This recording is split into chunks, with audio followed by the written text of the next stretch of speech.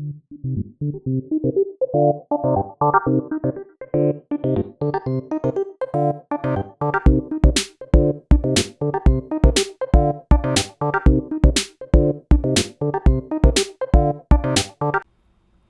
everybody, welcome back to another deck guide brought to you by the Combat Chain.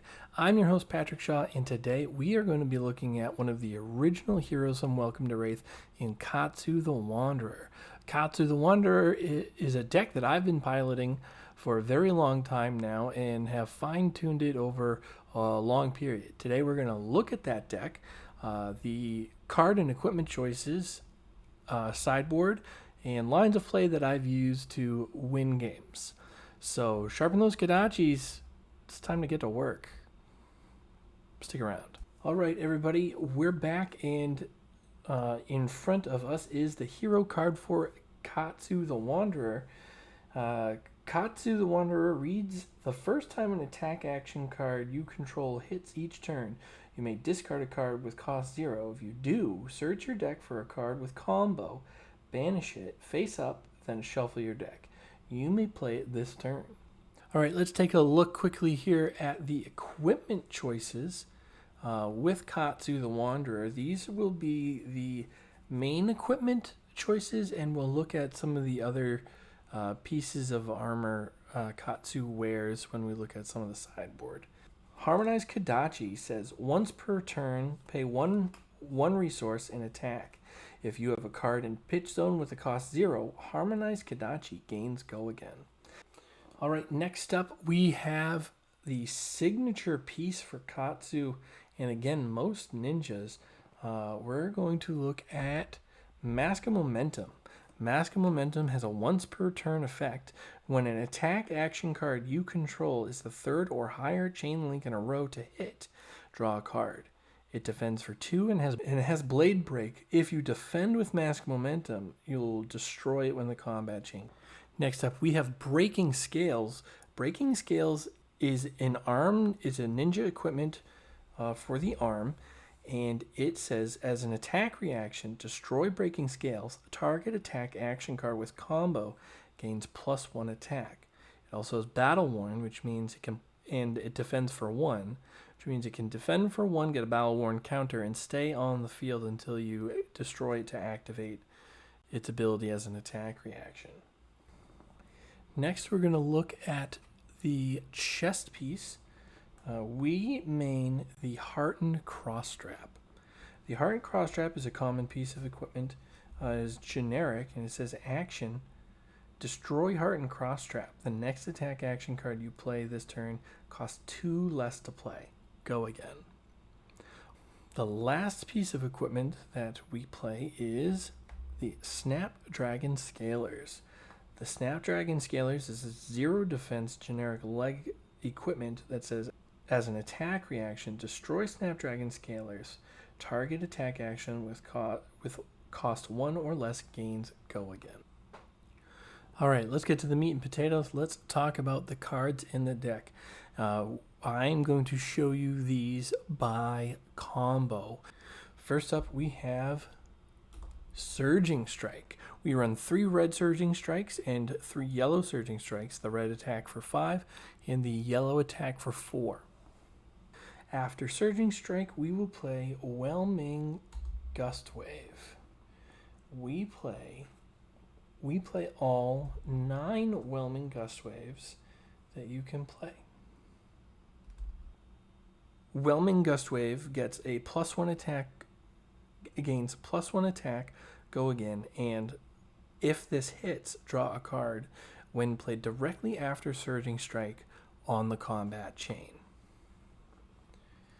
Next up, we have the Katsu Specialization Magenchi Release.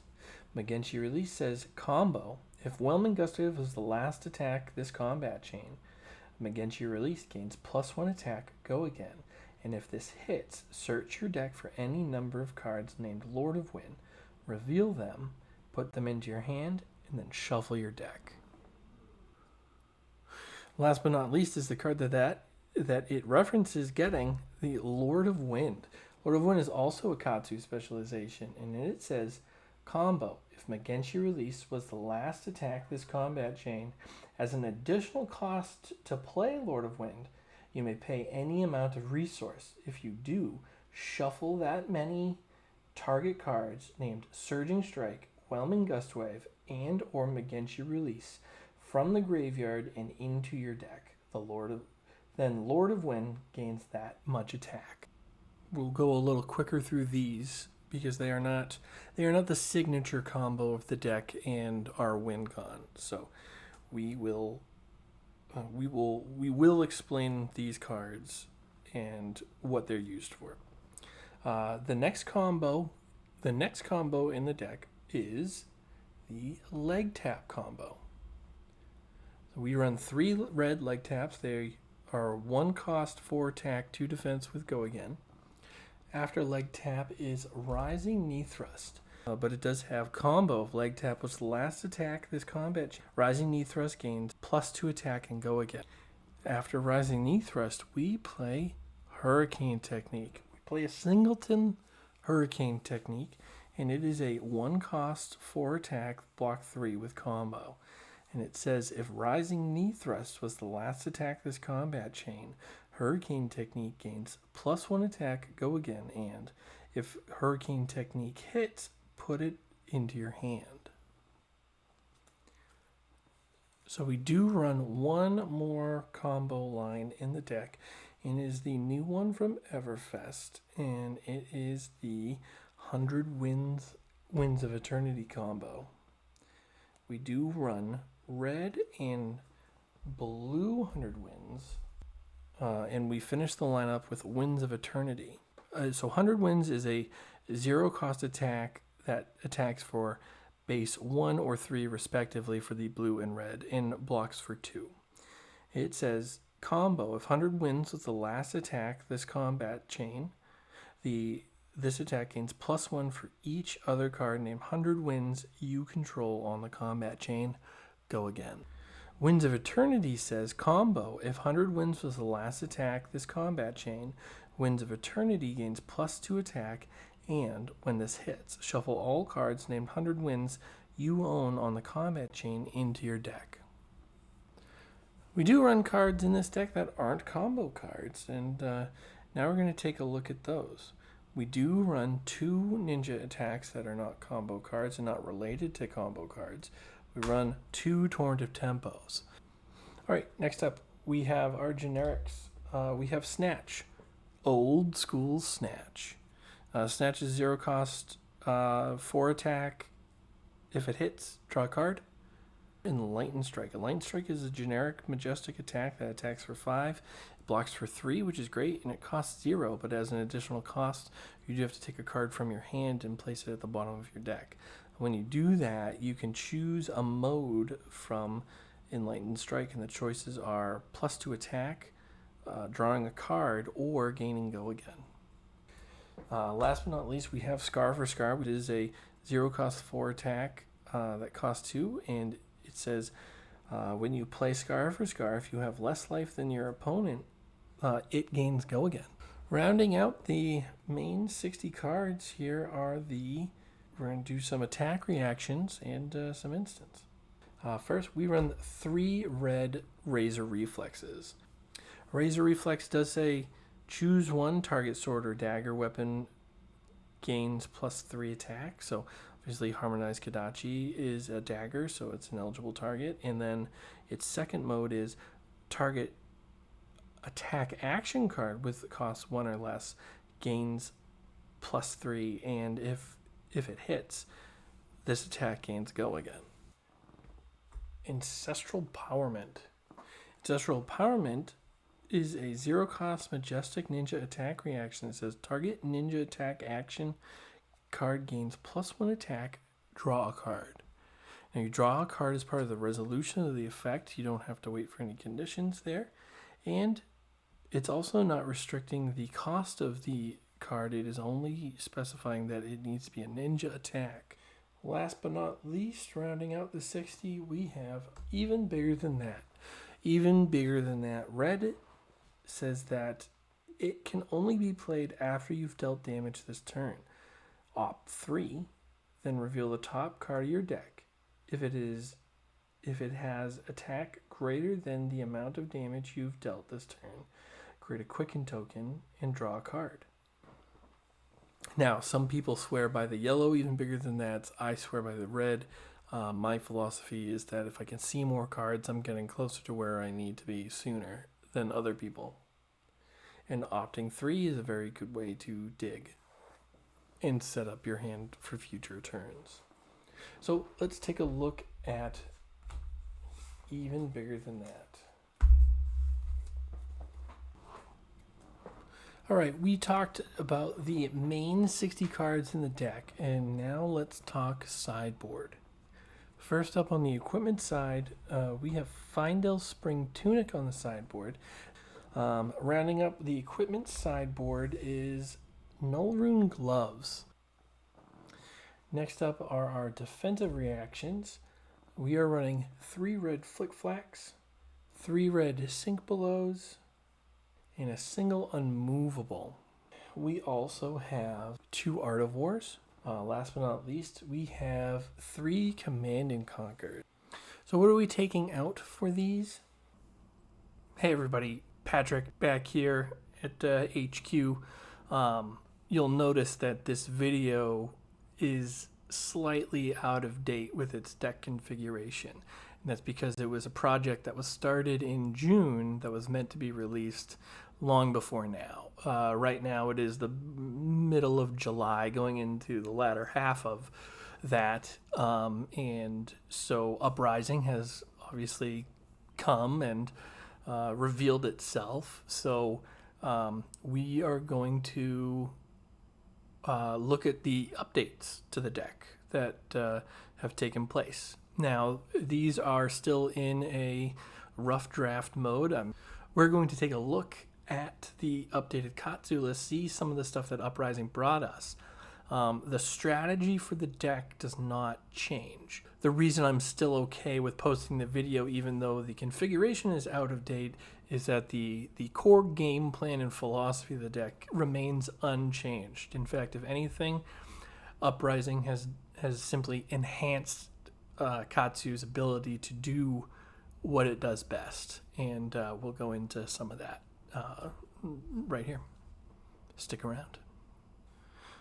All right, let's look at the additions to the list for Katsu that were brought to us in Uprising. First one on the top left is Double Strike. Double Strike is a majestic ninja action. When Double Strike's chain link resolves, banish it. You may play it this combat chain. If you do, it loses this ability. Next up to the right of Double Strike is Take the Tempo. Take the Tempo is a 1 cost, 5 attack, 3 block majestic ninja action that says when Take the Tempo hits, if you've hit 3 or more times this combat chain, banish the top card of your deck. If it's an attack action card, you may play it until the end of your next turn. Below these on the left, we have a new sideboard tech. To the left here, we have Erase Face.